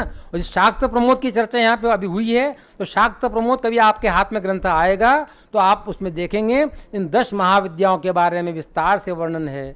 सूर्य तंत्र भी है वहाँ, शिव तंत्र भी है वहाँ पर, विष्णु तंत्र भी है वहाँ पर, और गणपति तंत्र भी वहाँ पर है। इस प्रकार से 14 तंत्र वहाँ पर विद्यमान है। ये जो तंत्र है, ये पूरा जो तंत्र साहित्य है, ये तंत्र साहित्य जो है हमारे पूरे सनातन धर्म की नींव है। और देवियों को जगाने के लिए, अपने भीतर शक्ति को जगाने के लिए ये जो तंत्र शास्त्र है बहुत काम करता है। अगर आपके पास में वेद है, उपनिषद है आपके पास में, ब्रह्मसूत्र है आपके पास में, गीता है आपके पास में, और तंत्र शास्त्र का अध्ययन ज्ञान आपके पास में है, इन देवियों के बारे में आपको चर्चा है, तो फिर ये 10 प्रकार के महाविद्याएँ, या फिर जो नवदुर्गा होती है, शैलपुत्री, ब्रह्मचारिणी, है ना, वो 10 देवियाँ, और 4 जो हमारे चरित्र हैं, इन सब का अगर आप बराबर लगातार निरंतर अध्ययन करते रहते हैं, देवी सूक्त का निरंतर पाठ करते रहते हैं, वाक सूक्त का पाठ करते रहते हैं, दुर्गा सप्तशती में जो ताकत है, पावर है, उसको आप पाठ करते समय आप अनुभव करते हैं। केवल आप इतना ही बोलते हैं कि ओम ऐं ह्रीं क्लीं चामुंडाई विच्चे, इस मंत्र का आप जब करते हैं तो आप देखते होंगे कि महाकाली, महालक्ष्मी, महासरस्वती ये साक्षात हो जाती है। ऐसा नहीं होगा कि आपने बुलाया और वो देवी ना आए, ऐसा कभी भी नहीं होगा, ऐसा कभी भी नहीं होता है। आपने अगर देवी का आह्वान किया है, देवी आएगी, उसी समय आएगी, एक क्षण की भी देरी नहीं करेगी। लेकिन अगर आप उसके स्वागत के लिए तैयार नहीं हैं, स्वागत की तैयारी कैसे चाहिए? आपकी चेतना की शुद्धि, मन की निर्मलता, है ना, और रित और सत्य के पक्ष में खड़े रहने की ताकत, सच्चाई के पक्ष में खड़े रहने की ताकत, संपूर्ण अभिप्सा, संपूर्ण समर्पण, ये तैयारी, ये स्वागत को हार फूल नहीं चाहिए, कुछ नहीं चाहिए, नैवेद्य भी नहीं चाहिए। ये पूरी मानसिक तैयारी अपनी चेतना के धरातल पर आपकी संपूर्ण तैयारी है, तभी आप उसका आह्वान कीजिए। और आप आह्वान करेंगे वो तत्काल आएगी, और आप जो वर मांगेंगे वो आपको दे करके जाएगी। बस बात एक ही है, 2 ही चीज़ चाहिए, एक है समर्पण और दूसरी आपकी सच्ची इच्छा शक्ति, सच्ची अभिप्सा। ये 2 है तो फिर ये श्री जो 10 महाविद्याएँ हैं ये आपको साक्षात हो सकती है, आप इनको देख सकते हैं। और जब आप देखेंगे तो फिर हमारी ज़रूरत, आपको मेरी ज़रूरत नहीं पड़ेगी। ये प्रतीक आपके सामने वैसे ही खुलते चले जाएंगे जैसे कमल का फूल खिलता है ना, अलग अलग पंखुड़ियाँ खिल जाती है, उसी प्रकार से सारी विद्याओं का सारा रहस्य आप बिल्कुल ऐसे देखेंगे जैसे हाथ में अपन आंवला रख दें, सामने दिखाई देता है ना, ऐसा आपको दिखाई देगा। बहुत लंबी बातें मैंने की है, बहुत सारी बातें और भी करने की मन में थी, लेकिन लंबा समय हो गया है, इसलिए यहीं तक मैं इसको, अपनी वाणी को मैं विराम दे रहा हूँ। और आप सभी बटुकों का हृदय से बहुत बहुत आभार, धन्यवाद। अपने व्याख्यान के अंत में जिस रहस्य का उद्घाटन किया, आप लोग सब उस पर ध्यान दें। जहाँ बाह्य साधनों की आवश्यकता नहीं होती है, हम सदगुरु के चरणों में बैठ कर के उनके द्वारा प्राप्त अधिकार पूर्वक जो दीक्षा प्राप्त होती है, उसमें 2 विधान प्राप्त हैं। आप श्री ने संकेत किया माला की ओर, वहाँ माला की आवश्यकता नहीं है। 2 प्रकार के याग आप नित्य कर सकते हैं, अंतर्याग और बहिर्याग। बहिर्याग में आपको संसाधनों की आवश्यकता है, पर अंतर्याग बैठ कर के जो आप न्यास इत्यादि करते हैं, पवित्र हृदय से भगवत निष्ठ होकर के आचार्य परंपरा से जो प्राप्त विद्या है उसका जब आप साधना के रूप में नित्य अनुष्ठान करते हैं, साधना करते हैं, तो आपकी चेतना की जो सुषुप्त नाड़ियाँ हैं ये उद्बुद्ध हो जाती। यही भगवत पाद आदि शंकराचार्य का संदेश, जो यही मध्य प्रदेश के ओंकारेश्वर से गोविंद भगवत पाद से आचार्य श्री को प्राप्त हुआ। बहुत बड़ा एक ग्रंथ गोविंद भगवत पाद का भी है, पर वह किसी दूसरे परंपरा पर, लेकिन 2530 वर्ष पहले, मैं इसलिए कह रहा हूँ कि हमारे सामने आचार्य लोग विद्यमान हैं। भारतवर्ष का जो इतिहास लेखन किया गया बहुत नितांत भ्रष्ट हुआ, जिन लोगों ने किया दुर्भिसंधि के कारण से भगवत पाद आदि शंकराचार्य को 788 और 820 में डाल दिया गया। ईसा पूर्व 507 या पीठों की परंपरा के अनुसार 508 या कांची पीठ के अनुसार 509 ईसा पूर्व, बस आप कल्पना कर लीजिए इतना पुराना भगवत पाद आदि शंकराचार्य का काल है। भगवत पाद आदि शंकराचार्य ने श्री विद्या का जो परम ग्रंथ लिखा सौंदर्य लहरी, पृथ्वीधराचार्य ने उस पर जो टीका की, और फिर तो बाद में अनेकानेक टीकाएं डिन्निम घोष, रामकृष्ण की और अन्य विद्वानों ने टीकाएं की हैं। बहुत सुंदर टीकाएं कांची पीठ से प्रकाशित हैं सौंदर्य लहरी की। उन सब टीकाओं में बहुत सरलतम ढंग से, यद्यपि उपासना कठिन है देवी की, पर तब सरल हो जाती है जब उसे मात्र रूप से स्वीकार कर लेते हैं। वो हमको क्षमादान पूर्वक अनुग्रह करके हम पर नित्य अपनी अहेतु की कृपा करती जाती है। जिन 4 श्वेत हाथियों की आपने चर्चा की, वे चारों दिग्गज हैं। चारों दिग्गज भगवती लक्ष्मी कमला के उसका अभिषेक करते हैं, जल से सतत निरंतर वर्षा चलती है, चारों दिग्गज करते हैं। ऐसी भगवती एक और प्रतीक जो मन में आता है भगवान परशुराम की माता रेणुका का, ये छिन्नमस्ता का प्रतीक वही माता रेणुका है।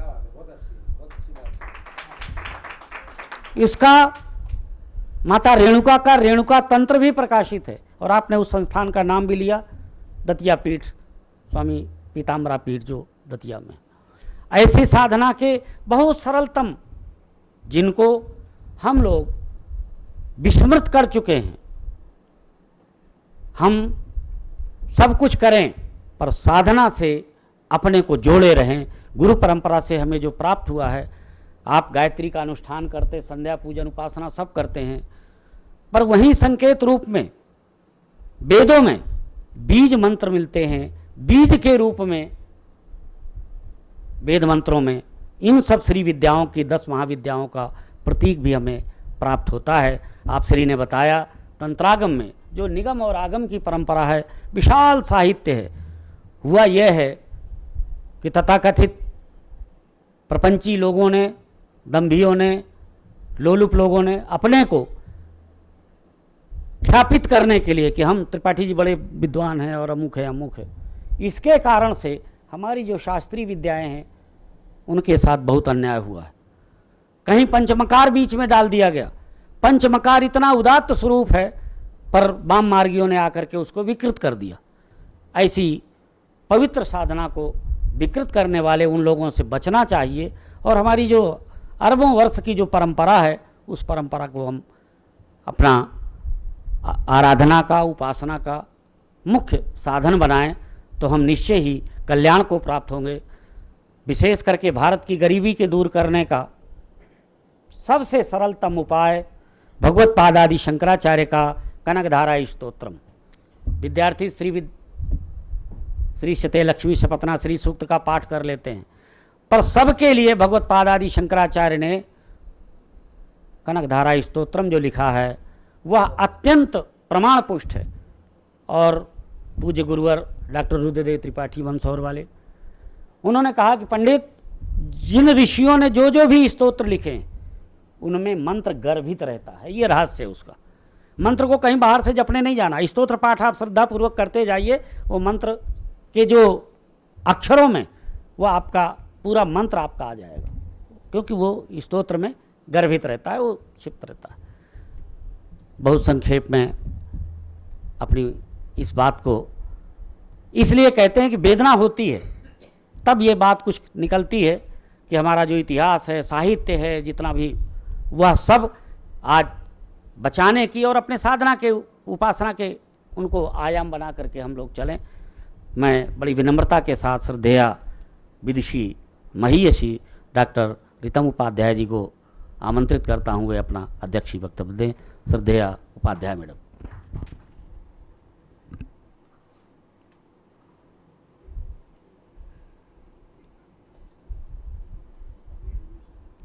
ओम आनंदमयी चैतन्यमयी सत्यमयी परमे। महायोगी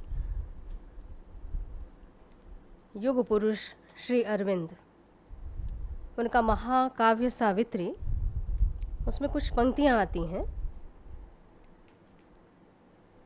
और ये प्रसंग वो है जहाँ पर सावित्री लौटी हैं सत्यवान से भेंट करके और आकर अपने पिता को बताती हैं कि मैंने सत्यवान का वरण किया है और अब इनसे मैं विवाह करना चाहती हूँ। और उसी समय में देवर्षि नारद जो हैं वे वहाँ उपस्थित होते हैं और अश्वपति जो पिता हैं वो कहते हैं, देवर्षि नारद से अनुरोध करते हैं कि आप मेरी पुत्री को आशीर्वाद दीजिए, उसने अपने जीवन साथी का वरण किया है और अब वे विवाह के लिए प्रस्तुत होंगी। देवर्षि के मुख पर कुछ रेखाएं खिंच आती हैं और वह देखकर जो माता हैं सावित्री की, वे बहुत आग्रह करती हैं देवर्षि से, आप बताइए कुछ तो बात है जो आपके मन में है। और तब वे कहते हैं कि जिसका इसने वरण किया है वो आज से 1 वर्ष के उपरांत उसकी मृत्यु निश्चित है। और तब आगे का जो वार्तालाप है, महारानी पूछती हैं कि क्यों इस प्रकार का ये संसार है, ऐसा कैसी रचना ये भगवान ने की है। और तब उसके प्रत्युत्तर में जो कुछ एक बड़ा लंबा वहाँ पर संवाद पूरा लिखते हैं Shri Arvind, problem of pain and suffering. लेकिन उस समय में जो ये पंक्तियाँ आती हैं आज के हमारे इस विषय से प्रतीकात्मकता उसके साथ जुड़ी हुई है। और वहाँ श्री अरविंद क्या लिख रहे हैं, देवर्षि नारद के शब्द वहाँ पर ये हैं, दिस वर्ल्ड, क्योंकि ये अंग्रेजी में लिखा हुआ महाकाव्य है, this world was not built with random bricks of chance, a blind God is not destiny's architect. A conscious hand has drawn the plan of life. Each curve and line has a meaning. और ये जो पंक्ति है कि each curve and line has a meaning, प्रत्येक दिन पूरे जो भी हमारे 24 घंटे हैं, निद्रा के समय निश्चित रूप से, पर तब भी हमारा मन तो कहीं दूर दूर तक विचरण करता रहता है। प्रत्येक घटना में, प्रत्येक वस्तु में, प्रत्येक व्यवहार में, संबंधों में यदि इस प्रतीकात्मकता को देखना हम आरंभ कर दें, और वैसे देखा जाए तो भारत भूमि की अपनी तो सहज दृष्टि ये है। मैं आप सबको प्रणाम करते हुए अब इससे आगे की बात करूं।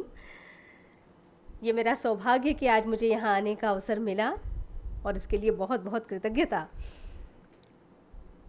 मुझे सदैव बहुत स्नेह और आशीर्वाद आदरणीय चांदनीवाला सर का मिलता रहा है और उनकी उपस्थिति में आज यहाँ मैं कुछ कह सकूं, ऐसी योग्यता मुझ में आ सकी, इसके पीछे भी आदरणीय सर का बहुत योगदान है।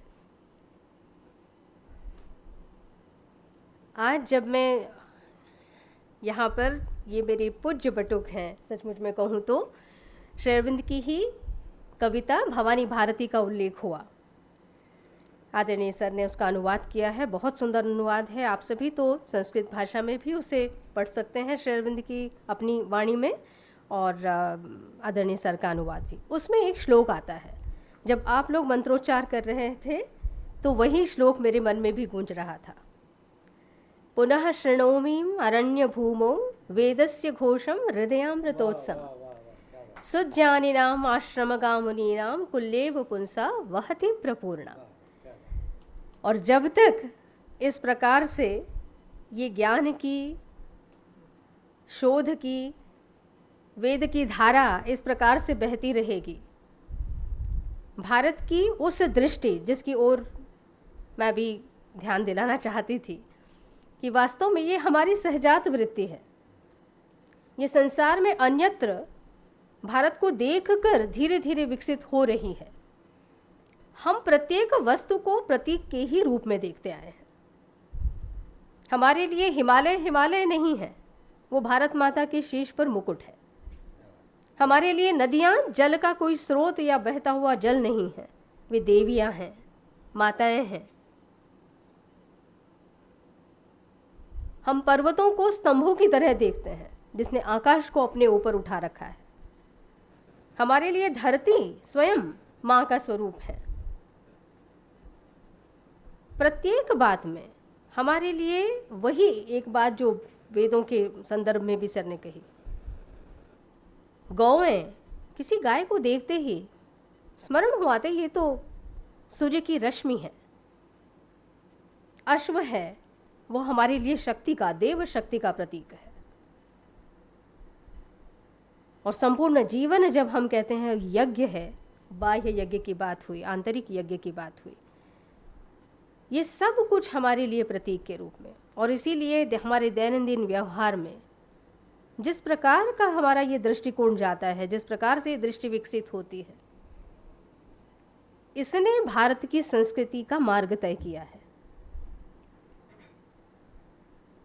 और इसीलिए एक और जगह जब श्री अरविंद ये बात कहते हैं कि कमल जब खिलता है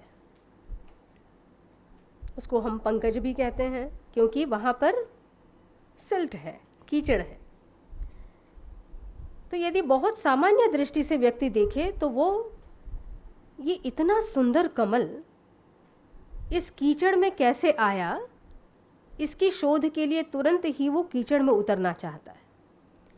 किंतु श्री अरविंद कहते हैं होना ये चाहिए कि हमारी दृष्टि स्वर्ग में जो उसका ब्लूप्रिंट तैयार हुआ है, जो आर्किटाइप है, वहाँ जो उसके लिए एक रेखा चित्र बना था, वहाँ जो उसकी कृति तैयार हुई, उस ओर दृष्टि जाना चाहिए। और हमारी संस्कृति वास्तव में यही हमारे लिए करती है। कितने ही वर्षों से एक लंबी यात्रा के साथ ऋषियों ने ज्ञान की शोध में निकले हुए उन सभी आत्माओं ने इस प्रकार से जिन सूत्रों को पाया है, जिन प्रतीकों को पाया है, स्वस्तिक हम देखते हैं, ओम हम देखते हैं, कलश, कमल, कितने ही प्रकार के। एक बार तो बहुत सुंदर हम लोगों ने प्रयोग किया था कि केवल प्रतीकों को लेके कुछ प्रदर्शनियां की जाए भारतीय संस्कृति में जो हमारे सामने प्रतीक हैं। सूत्र के रूप में, मंत्र के रूप में ये सब कुछ जो हमें मिला है, ये सचमुच में भारत भूमि का परम सौभाग्य कि हमारे पास में इतनी अद्भुत संपदा है। उस दृष्टि को निरंतर बनाए रखना है और वो बनी हुई है। और इसीलिए मैं तो ये बात कहती हूँ और मेरे मन में दृढ़ विश्वास भी है और ये आश्वस्ति है कि हम कहते हैं जब वैदिक युग था, मैं कहती हूँ नहीं, वैदिक युग था नहीं, वो है, क्योंकि हमारे पास वेद हैं, हम आज भी अध्ययन कर रहे हैं, हमारे पास ये बटुक हैं जो इस परंपरा का वहन कर रहे हैं, आगे इसको लेकर जाएंगे। हम भारत माता की भूमि में, उनकी गोद में उसी ऋषि परंपरा का वहन करते हुए जीवन का यापन कर रहे हैं। पूरी तरह से नहीं तो भी अभिप्सा है उस दिशा में प्रवृत्त होने की, अग्रसर होने की। और ये जब तक बना रहेगा भारत भूमि में, जब तक ये अभिप्सा है, वो ज्ञान के पथ पर, प्रकाश की ओर, निरंतर विश्व शांति की ओर, ये भी एक अपने आप में इतना औदार्य, इतनी उदात्तता, वैदिक युग समाप्त कैसे हो सकता है? यह निरंतर चलता रहेगा, क्योंकि एक बहुत ही स्वर्णिम एक लोक की ओर, एक समय की ओर, इस धरती की, इस सृष्टि की हम सब की नियति है, जिसे श्री अरविंद अतिमानस कहते हैं। और वेदों में कैसे उसका बीजारोपण हुआ है उसका उल्लेख करते हैं। आप सब वेद का अध्ययन कर रहे हैं और आगे जाकर निश्चित रूप से श्री अरविंद के वेद रहस्य का अध्ययन करें। सीक्रेट्स ऑफ वेद श्री अरविंद लिखते हैं और बहुत सुंदर वहाँ पर निश्चित रूप से आपको बहुत आनंद होगा कि जो कुछ आपने अध्ययन किया है उसका और एक स्वरूप मैं कह सकती हूँ, वहाँ पर और नए अर्थ आपके लिए खुलेंगे। आज मुझे यहाँ आने का सौभाग्य मिला और इसके लिए मैं आयोजकों का बहुत धन्यवाद करती हूँ। आप सभी के प्रति बहुत कृतज्ञ हूँ और भगवान शिव की इस नगरी में, और जहाँ पर माता तो उपस्थित हैं ही, जहाँ 64 योगिनियों के रूप में भी वो स्वयं की शक्ति से इस नगर को संरक्षित कर रही हैं, उस पावन भूमि पर आज मुझे आने का सौभाग्य मिला आप सबके बीच में। इसके लिए पुनः पुनः बहुत बहुत कृतज्ञता, धन्यवाद।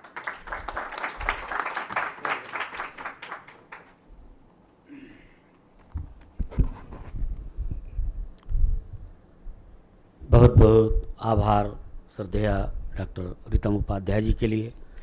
आपने महर्षि अरविंद की उस सुदीर्घ वैदिक परंपरा को उपस्थापित किया, जिसमें स्वनामधन्य आचार्य डॉक्टर कपाली शास्त्री इस शरीर को यहीं अरविंद सोसाइटी में विभाष उपाध्याय जी, हमारे जन अभियान परिषद के उपाध्यक्ष, उन्होंने कहा कि गुरुजी कुछ आप कपाली शास्त्री के बारे में कहिएगा, तो कुछ कहने का अवसर मिला सोसाइटी में। ऐसी वो सुदीर्घ परंपरा, वैदिक परंपरा है। हम आपकी उस साधना उपासना की पावन परंपरा जो माता आनंदमयी से प्रारंभ होती हुई और आज भी अनवरत भारतवर्ष के दिग्दिगंत में सब जगह वह उस वैदिक अवदान को प्रचारित प्रसारित कर रही है, साष्टांग प्रणाम करते हैं और यह रेखांकित करते हैं कि हम उन महर्षियों को तो नहीं देख पाए जिनमें भगवान वशिष्ठ, भरद्वाज, कश्यप या अन्यान्य जो सप्तर्षि मंडल या और भी शताधिक ऋषि हैं। वे ऋषि परम वैज्ञानिक हैं और उनका कथन त्रिकालाबाधित है, चाहे वो भूतकाल हो, वर्तमान हो या भविष्य हो, त्रिकालाबाधित है। वो जो कहते हैं वो सत्य घटित होता है और घटित होगा। ऐसे उन ऋषियों की उदात्त परंपरा से आप साधनापूर्वक जो कुछ अत्यंत सारगर्भित वक्तव्य दिया, उस सबके प्रति आभार व्यक्त करने के लिए इस संस्था के प्रबंधक चिरंजीव पंडित गौरव तिवारी जी सादर आमंत्रित हैं। वे हमारे इन दोनों उद्भट, परम निष्णात, विषय विशेषज्ञ इन विद्वानों के प्रति और सुधीजनों के प्रति, उपस्थित सदन के प्रति कृतज्ञता ज्ञापित करें। पंडित तिवारी जी।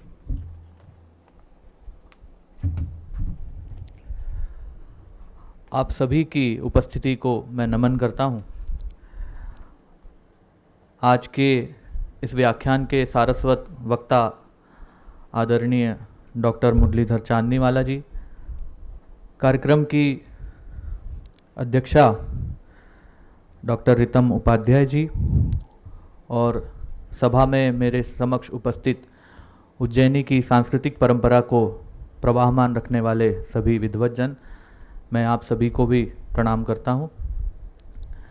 त्रिवेणी संग्रहालय की स्थापना का यह 7वां वर्षगांठ समारोह यहाँ आयोजित किया जा रहा है, जिसके अंतर्गत ही आज यह अंतिम व्याख्यान इस सभागार में आयोजित हुआ।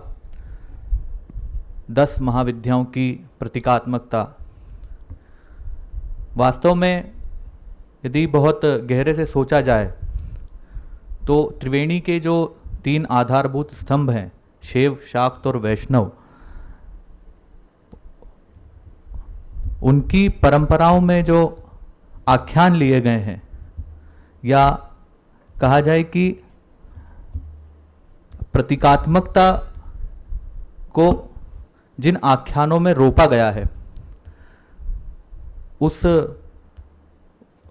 आख्यानों के माध्यम से जिस प्रतीकों को बताने का प्रयास हमारे मनीषियों ने किया है, उसका साक्षात्कीकरण त्रिवेणी संग्रहालय के माध्यम से किया जा रहा है। और हम अतीत में जितना पीछे जा सकते हैं, हमारी कल्पना से भी पुराने ये प्रतीक हैं जिन्हें समझने की वर्तमान पीढ़ी को आवश्यकता है।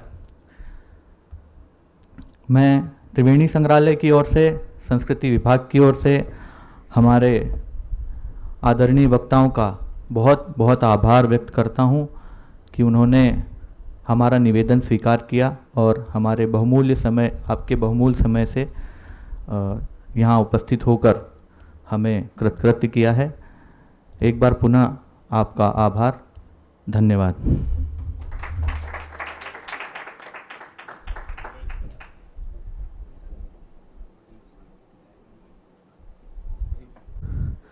उसी के उपलक्ष्य में शाम को सभागार कक्ष जो है उसमें सांस्कृतिक प्रस्तुतियों के आयोजन होंगे।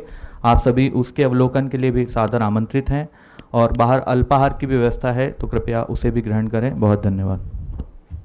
इसके साथ ही अभी वैदिक सामूहिक शांति पाठ बटुक लोग। हरि ओम देव शांति।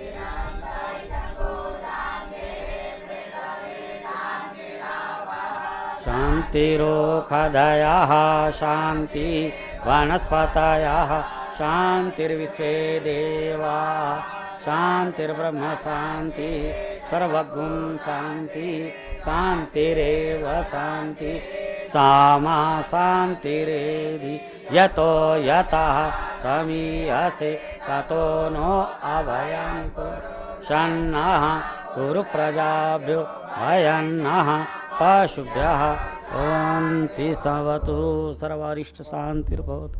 ओम शांति शांति।